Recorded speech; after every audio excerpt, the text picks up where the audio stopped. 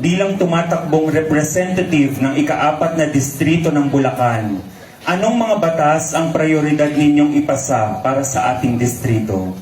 Ang unang batas po na gagawin natin sa Kongreso, ipagmamalaki niyo po ito, pinakasikat na congressman sa buong Pilipinas, nagmula dito sa 4th District, ang congressman ninyo, dahil dito sa batas na ito. Ang lahat po ng Pilipino ay masayang-masaya sa ayuda. Ang unang batas na gagawin ni Andres Santos ang isusulong, alisin po ang ayuda. Wala pong palakpakan doon.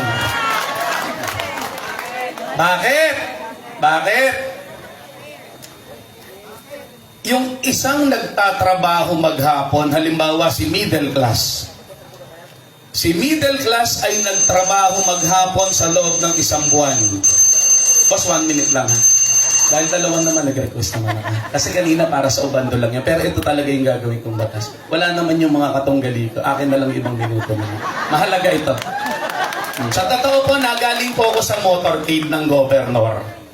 Dahil committed po kay Ate Bernadette, tsaka kay Percy, tsaka kay Father Lito, tumakas po ako sa motorcade namin, makapunta lamang po dito sa inyong meeting na Abaisa. Ang commitment po ay mahalaga. Kahit pagalitan ako ng gobernador, okay lang, maka-attend lang po ako dito.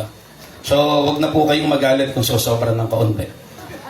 Bakit po aalisin ang ayuda? Yung nagtatrabaho maghapon sa loob ng 1 buwan, sasahod ito ng pera. Pag sahod niya, babawasan ng 5% withholding tax, ramdam na ramdam ng isang empleyado.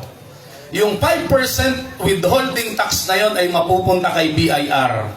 Si BIR, i-distribute yung 5% na yon sa lahat ng ahensya ng pamahalaan, halimbawa DSWD, DENR, DPWH, etc. etc. Yung pinaghirapan ni middle class sa loob ng 1 buwan ay ibibigay po sa tamad.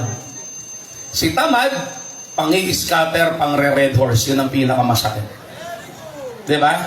So, sana, tamad na lang tayong lahat, bibigyan pala tayo ng pamahalaan.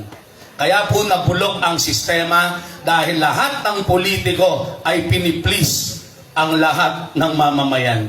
So, ang dapat pong ginawa doon sa pera ni middle class na 5%, nag-create ng maraming trabaho at yung mga masisipag magtrabaho, binigyan ng maraming incentive, tinaasan ng sweldo, yung mga tamad na nag-i-scatter at nagre-red horse, sisipagin, mamomotivate sila, magtrabaho tayong lahat, huwag tayong umasa sa ayuda. Maraming salamat po, bayan ng Bando. Bilang tumatakbong